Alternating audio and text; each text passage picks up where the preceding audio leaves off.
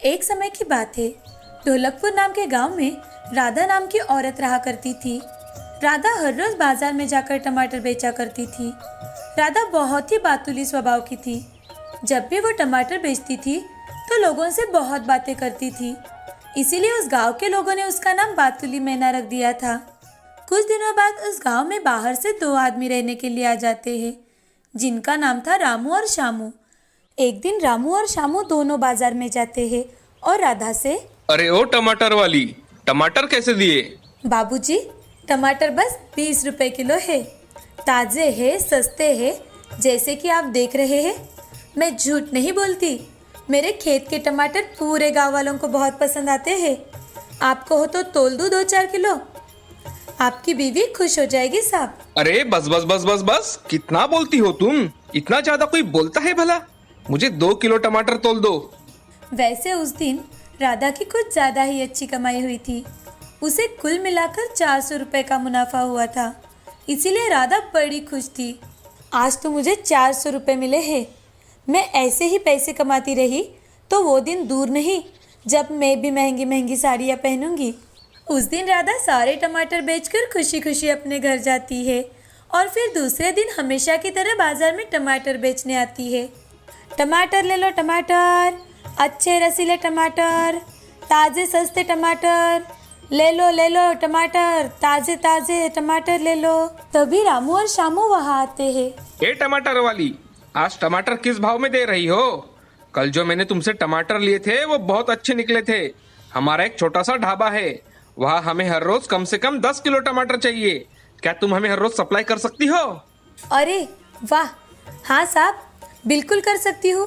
मैं आपको हर रोज 10 किलो टमाटर लेकर दूंगी। रामू और श्यामू राधा से बात करते हैं और राधा से कुछ टमाटर खरीदकर अपने ढाबे की ओर निकल जाते हैं। उनके वहाँ से जाने के बाद राधा मन ही मन सोचने लगती है, अरे वाह, रोजाना 10 किलो टमाटर, वो भी एक ही जगह बेचने हैं। मेरी तो लॉटरी निकल गई। लगता है मैं अब जल्दी ही अमीर बन जाऊंगी।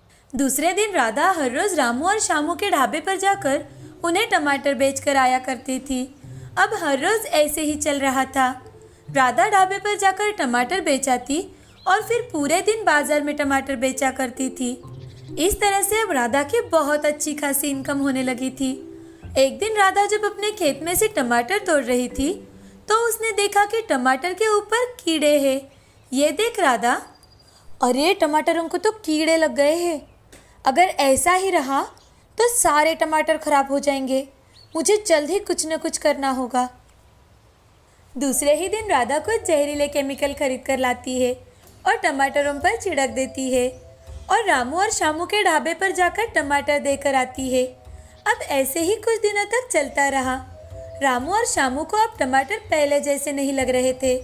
एक दिन जब राधा टमाटर लेकर ढाबे पर आती है तो श्यामू राधा से, अरे राधा बहन, मुझे कुछ दिनों से तुम्हारे टमाटर ठीक नहीं लग रहे हैं। कोई बात है क्या? अगर कोई परेशानी हो तो बताओ हमें। हमारे कस्टमर भी कुछ ठीक से खाना नहीं खा रहे। अरे अरे कैसी बात कर रहे हो रामू भाई? टमाटरों में कोई तकलीफ नहीं है। तुम बेफिक्र हो जाओ, खाओ और खिलाओ, ऐसा कुछ नहीं है। फिर भी राधा अपने टमाटरों पर केमिकल छिड़कना बंद नहीं करती। अब धीरे धीरे कुछ ग्राहकों ने टमाटरों के लिए शिकायत करना शुरू कर दिया। अरे राधा बहन, डॉक्टर ने बताया है कि टमाटर खाने की वजह से ही मेरी पत्नी बीमार पड़ी है। अरे भाई साहब, टमाटर खाने से भला कोई कैसे बीमार हो सकता है? आप भी कैसी बातें कर रहे हो? किसी अच्छे डॉक्टर के पास जाओ। ऐसा कहकर राधा ग्राहकों को टाल देती है और ज़्यादा मुनाफे के लिए और ज़्यादा फसल होने के लिए राधा टमाटरों के ऊपर केमिकल छिड़कना बंद ही नहीं करती। अब दिन ब दिन लोग बीमार पड़ने लगे थे। रामू को राधा के टमाटरों के ऊपर शक होने लगा। एक दिन रामू श्यामू से, अरे श्यामू, मुझे लगता है कि ये राधा टमाटरों के ऊपर जरूर कुछ केमिकल छिड़कती है। जरूर दाल में कुछ काला है भाई। हमें राधा के ऊपर कड़ी नजर रखनी चाहिए, नहीं तो बहुत सारे लोग बीमार हो जाएंगे। हाँ भाई, मुझे भी ऐसा ही कुछ लग रहा है। और राधा को कुछ कहने जाओ तो वो तो हमारी बात सुनती ही नहीं, उल्टा 3-4 बातें हमें सुनाकर वहाँ से भगा देती है। अब हमें उस पर नजर रखनी ही चाहिए। रामू और श्यामू अब राधा पर कड़ी नजर रखते हैं और एक दिन अचानक से रामू राधा के घर जाता है और देखता है कि राधा घर पर टमाटरों के ऊपर छिड़कने वाला केमिकल और स्प्रे लेकर खेत से आई हुई है। ये सब देखकर रामू दंग रह जाता है। राधा भी रामू को अचानक अपने सामने खड़ा देख बहुत डर जाती है।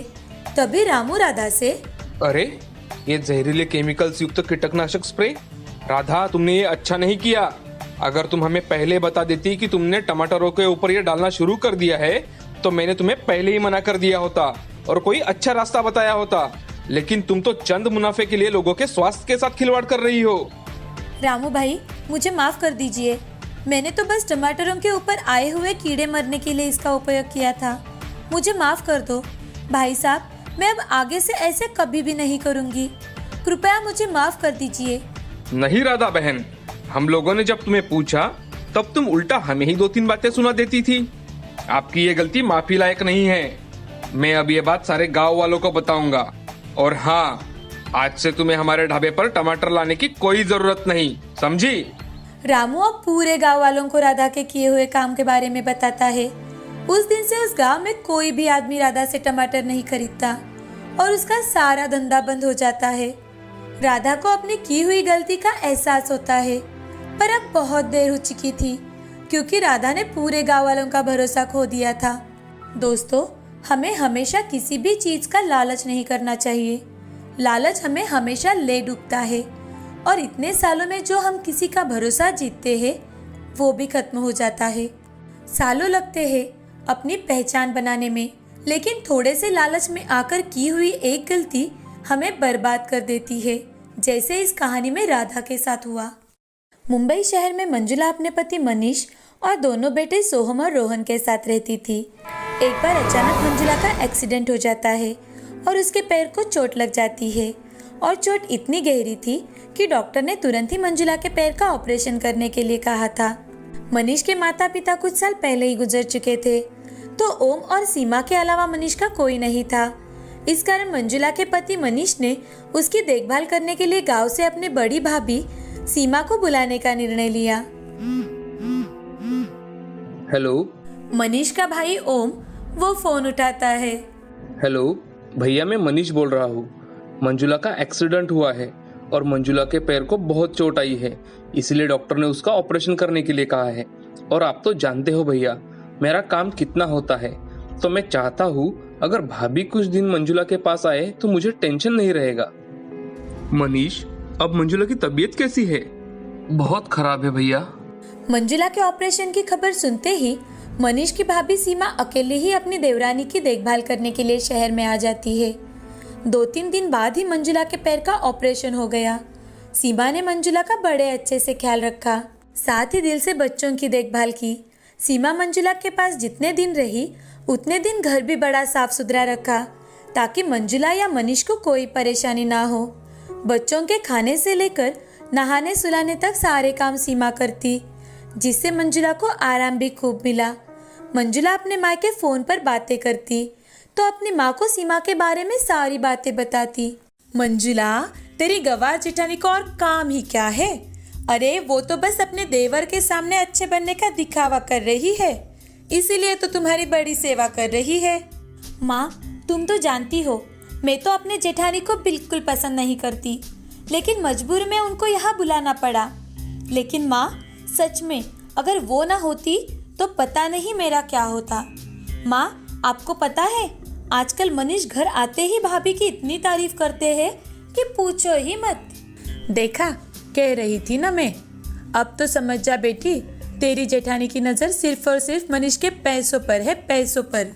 अपनी माँ की बातें सुन मंजुला के मन में भाभी के खिलाफ जलन होने लगी थी। वो अब मनीष की कान भरने लगी।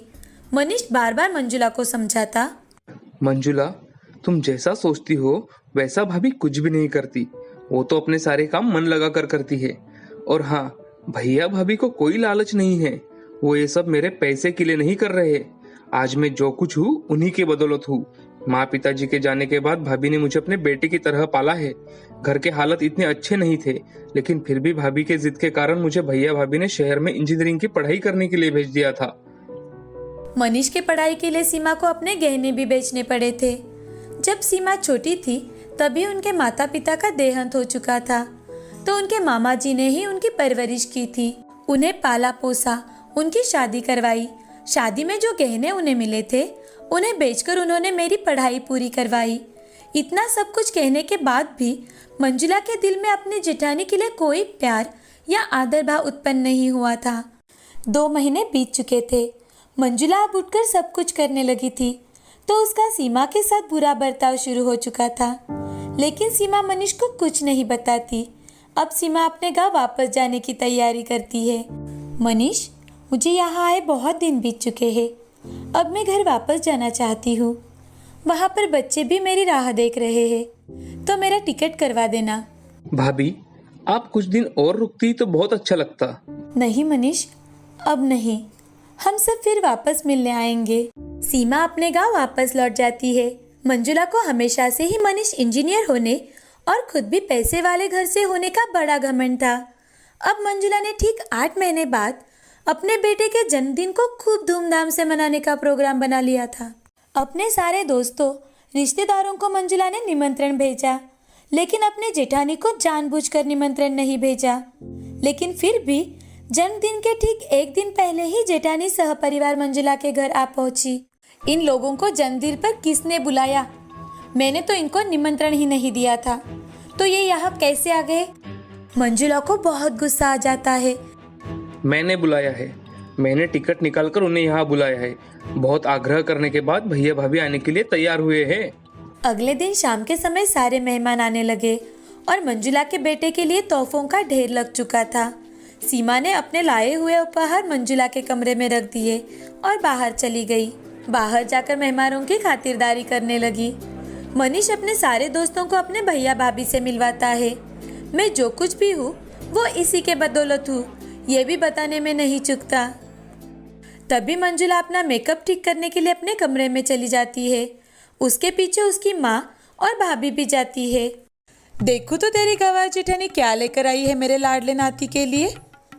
होगी एक हाथ ड्रेस, वो भी 100 रुपए की। मंजुला ने उपहार खोल के देखा तो उसमें एक सोने की चेन, बारीक जरीदार कुर्ता, दूसरे बेटे के लिए शर्ट, साड़ी और मनीष के लिए कपड़े थे। इतना सुंदर कुर्ता और चेन देखकर मंजुला और उसके मायके वाले तो हैरान रह गए। अरे मंजुला, कितना सुंदर काम किया है इन कपड़ों पर। मेरी बुटीक वाली तो 10,000 रुपये लेकर भी ऐसा काम नहीं कर देती। अरे वाह, तेरी गवार जेठानी तो बड़े काम की है। मेरी मान, तू कुछ छोटी छोटी चीज़ें उससे डिज़ाइन करा ले। तेरे कहे पे तो घर के वो 2-4 काम भी कर जाएगी। ऐसे ही इमोशनल कर लिया कर उसे। हाँ माँ, मुझे अच्छे से पता है इनको कैसे हैंडल करना है। ऐसे गवार औरतों को सिर्फ और सिर्फ एक ही चीज़ अच्छी लगती है, इनकी तारीफ। एक बार इनकी तारीफ कर दो और उनसे कोई भी काम करवा लो। सीमा मंजुला को बुलाने के लिए उसके कमरे में आ रही थी, तभी उसने उनकी सारी बातें सुन ली। उसे बहुत बुरा लगा, उसकी आंखों में से आंसू आने लगे। तभी सीमा मन ही मन मैं कितने प्यार से और अपनेपन से कुर्ते पर हाथ से कढ़ाई कर रही थी। घर और खेती का काम संभालकर जो बन पाया वो मैंने किया। मंजुला को वो पसंद भी आया, लेकिन मंजुला हमारे बारे में ऐसे भी कभी सोच सकती है, इस पर विश्वास ही नहीं हो रहा है। तभी पीछे से मनीष अपने भाभी को अंदर लेकर आता है। वाह, अरे पढ़े लिखे बुद्धिमान लोग जो मेरे डबल एमकॉम भाभी के प्यार को गवार कह रहे हैं। मंजुला, मैं तुमसे पूछना चाहता हूँ कि ये लोग कहाँ थे जब तुम्हें इनकी सबसे ज्यादा जरूरत थी? तुम्हारा ऑपरेशन हुआ तब तुम्हारी अपनी माँ भी तुमसे मिलने नहीं आई। ये भूल गई कि भाभी ने तुम्हारा कितना अच्छे से ख्याल रखा और हमारे बच्चे तुमसे ज्यादा अपनी बड़ी माँ के पास रहने लगे थे। दामाद जी, आप हमारे बारे में गलत सोच रहे हो। आप तो जानते हो हमारा कितना बड़ा कारोबार है, हमें बिल्कुल भी वक्त नहीं मिलता। उस वक्त भी कुछ ऐसे ही काम में व्यस्त थे, बस इसीलिए नहीं आ पाए। मंजुला, तू चुप क्यों है? समझाना दामाद जी को। मनीष मंजुला की ओर गुस्से से देखता है तो मंजुला की नजरें नीचे झुक जाती है। मैं सब समझता हूँ मंजुला, बाहर मेहमान आए हैं, तुम्हारा मेकअप अगर ठीक हो चुका है तो नीचे आ जाना। मनीष अपने भाभी को लेकर वहां से चला जाता है। इस वक्त मंजुला खुद को बहुत गलत महसूस कर रही थी। वो खुद से नजरें भी नहीं मिला पा रही थी जैसे ही मंजुला नीचे पहुंचती है तो होस्ट ने कहा, अब हमारे लिटिल मास्टर अपने मम्मी पापा के साथ केक कटिंग करेंगे। तभी मंजुला ने होस्ट को कहा, मम्मी पापा नहीं, आज बेबी अपने बड़े मम्मी पापा के साथ केक कटिंग करेगा। मंजुला की माँ उसे हाथ पकड़कर रोकने की कोशिश करती है। तभी मंजुला, माँ मेरा हाथ छोड़ दो और अब बस भी करो माँ, मेरी जेठानी गवार नहीं है और आपसे अनुरोध है कि अब आप कभी हमारे घर में दखलंदाजी मत कीजिए, आप अपने काम से काम रखा करो। ऐसा कहकर मंजुला सीमा, ओम और मनीष को अपने साथ लेकर स्टेज पर जाती है। सीमा और ओम को अपने बेटे के साथ केक कट करने की रिक्वेस्ट करती है। तभी सीमा, मंजुला तू मेरी छोटी बहन है और मनीष मेरे बेटे जैसा, तो आज तक जो गलतफहमियां हम सब में थी वो खत्म हो चुकी है, तो चलो अब सब मिलकर केक काटते हैं। प्रोग्राम खत्म होते ही मंजुला अपने जेठ जी और जेठानी जी से माफ़ी मांगती है और उसकी माँ को वहाँ से चले जाने के लिए कहती है। अब सभी खुशी खुशी रहने लगते हैं। इस कहानी से हमें ये सीख मिलती है कि किसी और की बातें सुनने से तो अच्छा है कि हम खुद की मन की बात सुने, अपने मन की आवाज़ सुने और अपने आंखों और कानों पर विश्वास करें। किसी और की बातें सुनकर अपनी जिंदगी क्यों खराब करें।